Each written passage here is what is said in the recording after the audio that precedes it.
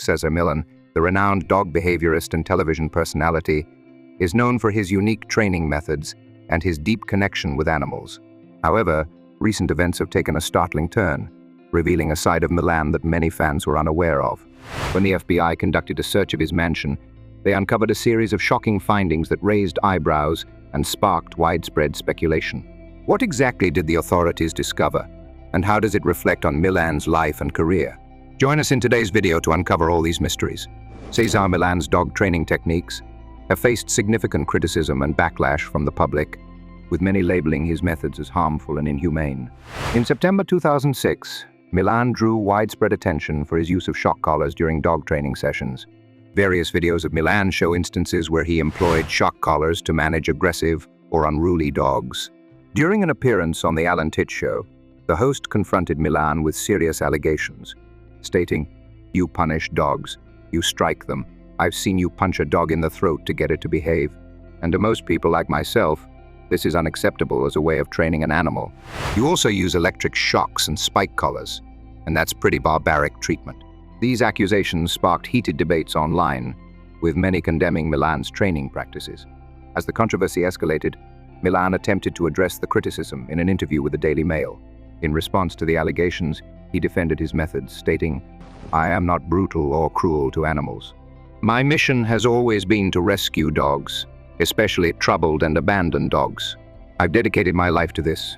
My new TV series is all about saving shelter dogs and rehabilitating them so they can be adopted by good families." Cesar Millan further defended his methods, explaining that he uses tools like shock collars, spike chokers, and other electronic devices only when necessary to manage aggressive animals. He referred to these difficult cases as red zones and admitted that getting such dogs to obey without some level of force can be challenging. Addressing a video where he was accused of punching an aggressive dog during training, Millan clarified that he never harms his dogs and only applies gentle touches. He dismissed claims of using excessive force, emphasizing that he strives to avoid using shock collars unless absolutely required. According to Millan, these methods are reserved for extreme situations.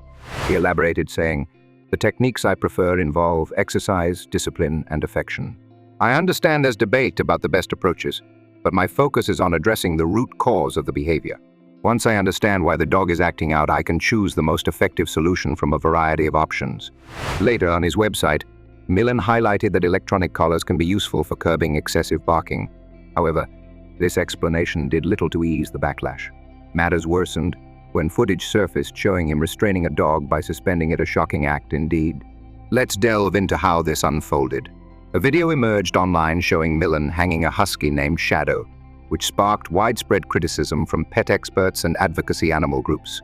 One prominent voice was Mark Bekoff, an emeritus professor at the University of Colorado and co-founder of an organization promoting ethical animal treatment. Bekoff, who had encountered numerous cases of animal abuse, stated that when he saw the 2011 video of Millan hanging Shadow, he was appalled.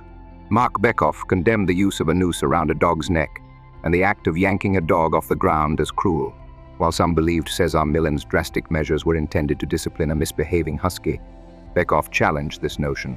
He argued that such treatment wouldn't be tolerated if done to a person, so why accept it for a dog? Bekoff's comments fueled public outrage against Millan, especially when he highlighted that such actions could lead to trauma for the dog. Research shows that dogs can suffer from long-term depression and post-traumatic stress disorder (PTSD) after being traumatized. He warned that the treatment of Shadow could have more severe effects than many thought. Bekoff concluded that training techniques like Millan's should be strongly opposed. While these methods might attract more viewers to his shows, the long-term consequences for dogs like Shadow could be devastating and lasting. Cesar Millan gradually caught the attention of the FBI, sparking various speculations about the hidden aspects of his dog training techniques. Shortly afterward, Millan found himself in further trouble, leading to a string of investigations. It all began on an ordinary Wednesday morning. The skies were clear, birds sang their usual melodies, and the outskirts of Los Angeles seemed as tranquil as ever. However, that serenity was short-lived. By mid-morning, an unusual scene was unfolding at Cesar Millan's private estate. A convoy of unmarked black SUVs began arriving, one after the other, gliding past his security gates with precise coordination. Witnesses reported seeing about 8 vehicles, each moving with deliberate purpose, silent yet unmistakably serious.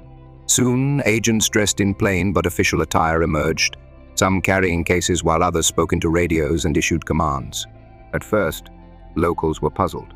Some speculated it might be filming for a new production, or even a practical joke, but those assumptions were quickly dispelled.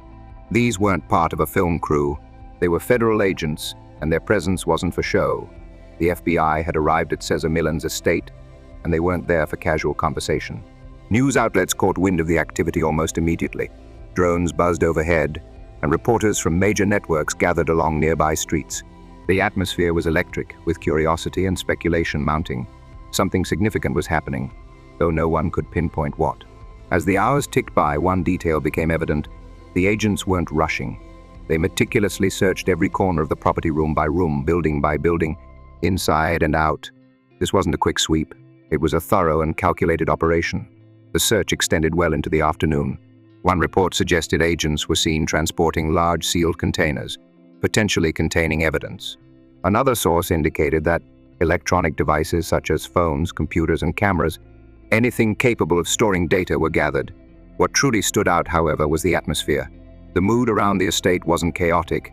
It was sharp, focused, and tense, as if everyone involved understood the gravity of the situation. For those paying close attention, there was another detail that demanded notice. The property's security team, typically approachable and talkative, remained silent, refusing to engage with reporters. One guard was spotted speaking urgently on his phone before quickly moving out of view of the cameras.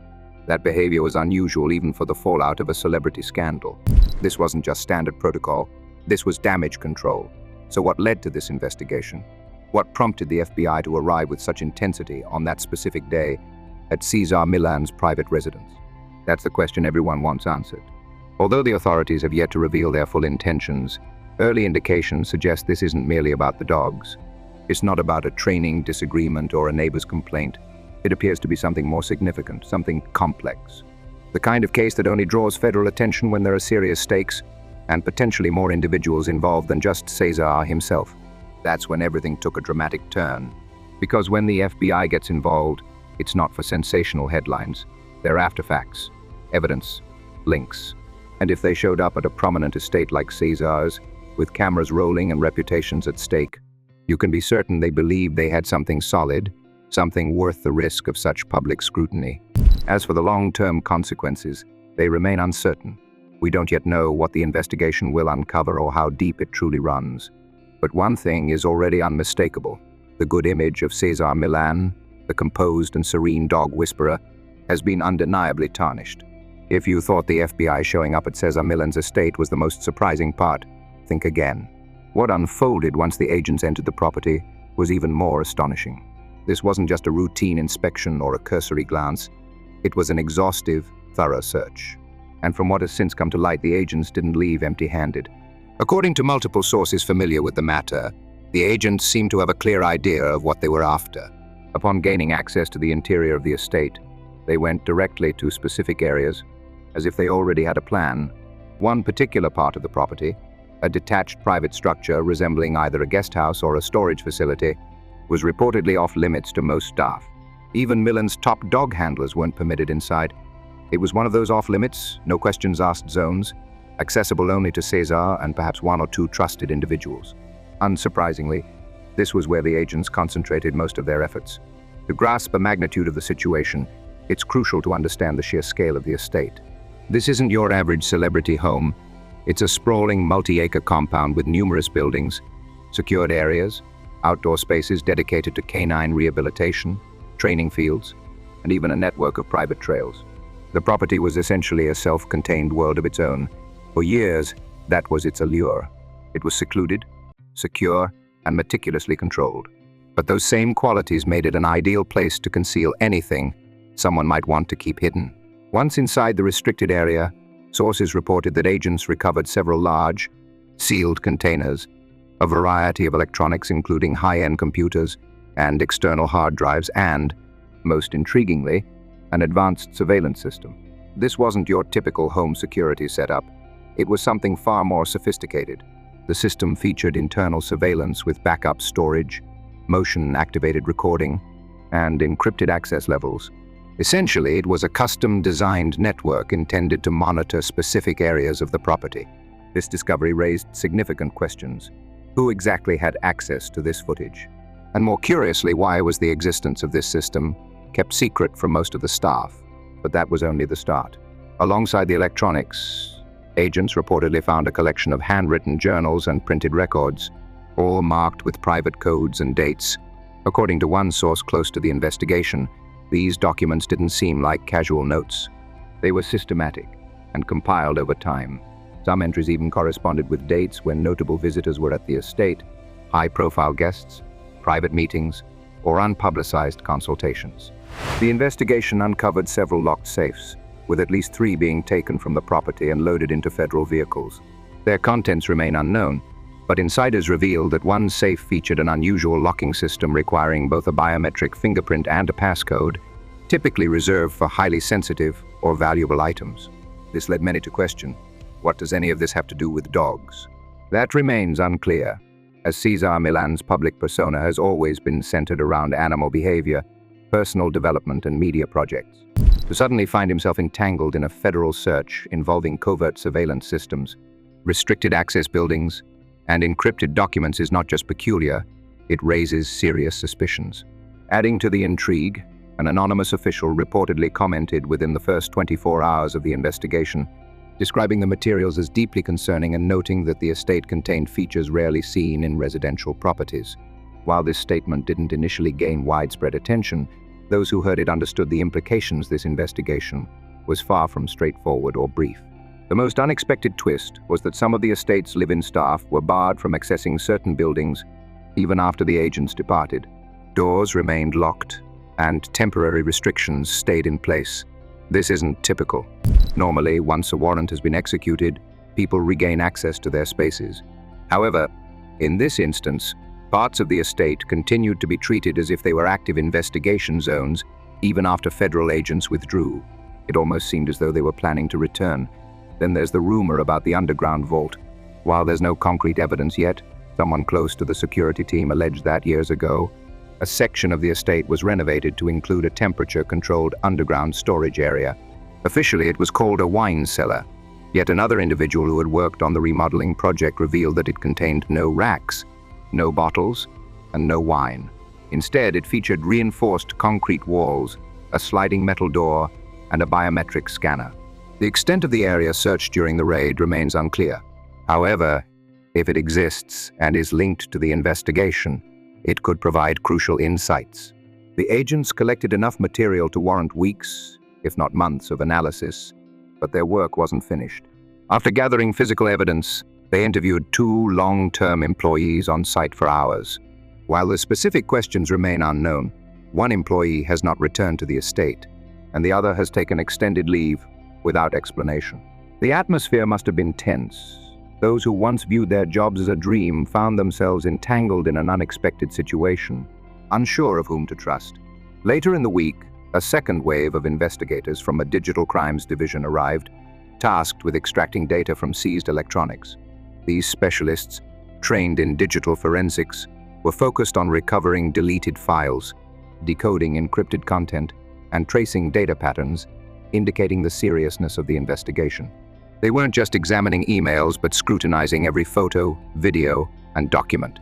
This raises further questions. Is the investigation solely about incidents on the estate, or is it a hub for evidence related to something larger? High-profile searches often reveal that the target isn't always the property owner. Sometimes, the location serves as a critical piece of a broader puzzle. If that's the case here, the implications could extend far beyond Cesar Millan. One fact is clear: the FBI doesn't deploy many people with this much equipment to one estate unless they've already built a case, or at the very least, they've already seen something that pushed them past suspicion and into action. When news of the federal raid broke online, the initial reaction was shock. Many found it hard to believe that Cesar Millan, known for his calm demeanor, could be involved in anything that would prompt a law enforcement investigation. However, as the media pieced together the story, former employees and associates began to quietly respond. Some deleted their social media accounts, while others made them private, and a few started leaking information. These were not random outsiders, but individuals who had first-hand experience on the estate, and began sharing a narrative that contrasted sharply with the public's long-held beliefs. One former handler, who worked closely with Millan, anonymously told a local news blog about unspoken rules on the property rules that were never questioned. He noted that certain doors remained locked, specific topics were off limits, and asking too many questions could jeopardize one's contract. While he didn't claim any illegal activity, his description of the environment suggested a tightly controlled atmosphere behind a seemingly perfect facade. A former gardener recalled seeing underground cables while working near a building later searched by the FBI.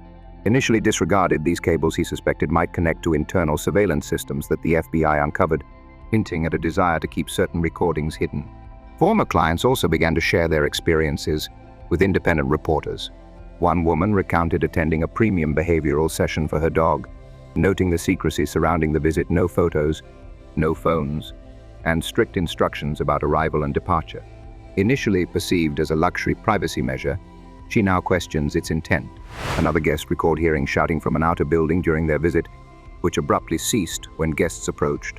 What once seemed like a minor incident now looms large in their memory, highlighting how innocent details can take on new meanings in light of recent events. As the investigation progressed, more people began to question whether Cesar was truly at the center of it all or merely a small piece of a much larger puzzle. Some speculated that he might have been safeguarding secrets for someone else, while others remained uncertain. What was clear, however, was that the estate had evolved into more than just a venue for filming shows or training dogs. It had transformed into a hub, a secure vault where certain individuals felt shielded from prying eyes. And then came the most shocking revelation. According to a source familiar with the case, the FBI uncovered a concealed room hidden behind the main office wall. This room didn't appear on any blueprints, wasn't listed in permits, and was camouflaged behind a sliding panel disguised as shelving. It was soundproofed and deliberately tucked away. Though the room was relatively small, it housed sophisticated data equipment, old files, and what investigators referred to as restricted media storage. That term sparked significant intrigue. Restricted by whom? For what purpose? And most importantly, what kind of content was stored there? Digital forensics teams returned to the estate twice following the initial search, and while no official confirmation was given, insiders claimed they were extracting data from encrypted hard drives found in the hidden room. This encryption wasn't ordinary. It involved multi-layered security protocols typically associated with corporate espionage or international privacy conflicts. Whatever those drives contained, it was never meant to be uncovered. What truly escalated the situation was the sudden silence from those who had once vocally supported Cesar. His former co-hosts, celebrity clients, and several industry professionals began distancing themselves, turning down interview requests and delaying collaborative ventures. A prominent pet brand that had previously associated its campaign with his image discreetly removed him from their upcoming promotions. There was no announcement, no formal statement, just a quiet erasure, as though he had never been involved.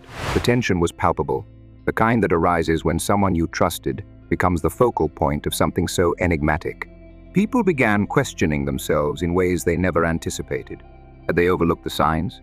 Had they ignored warning flags because they were too enamored with the persona? That soothing voice, that assured demeanor, that wisdom, it had all seemed so genuine, so authentic. But now, it felt like a facade, leaving everyone uncertain about what truly lay beneath. Even Cesar Millan's inner circle was beginning to show signs of strain. Rumors circulated about private disputes among team members regarding legal strategies and whether he should speak publicly or stay silent. Some insiders reported that Cesar wanted to post a video to clarify the situation, while others, primarily from his legal team, strongly opposed it. "Anything you say can be used against you," one lawyer was quoted, explaining the lack of public statements. However, silence often breeds tension rather than tranquility. If there was nothing to hide, why not reassure fans, clients, and colleagues? Each day without a statement heightened anxiety, creating a sense of an impending storm, calm for now but ready to erupt. Adding to the speculation was the theory that Cesar might not be acting alone. Some believed he was the mastermind behind the situation, while others thought he was merely a front and appealing figure who deflected scrutiny. There were even suggestions of a second location, such as a warehouse or storage unit, linked to the investigation. Various outlets hinted that federal agents were tracking all properties associated with Cesar's businesses and interests. If this is accurate, the investigation could be far from over. What began at the estate might only be the surface of a more complex issue involving additional individuals. The narrative has changed dramatically. A shocking raid has transformed into a comprehensive unraveling of a legacy. Audiences are closely monitoring the situation, sifting through old interviews, behind-the-scenes footage, and social media posts for overlooked clues. The once sturdy empire of Cesar Millan is now showing cracks. Whispers have evolved into concrete statements, and rumors have turned into documented evidence. Each day reveals new layers of drama, mystery, and confusion, leaving many to wonder what the full story entails and who else may be implicated. The atmosphere is charged with anticipation as the unfolding saga continues to captivate public attention. That concludes today's video. We truly appreciate your time. If you're curious to learn more about inspiring and well-known artists, subscribe to our channel, all profiles, and hit the notification bell. See you in the next video. Until then, take care.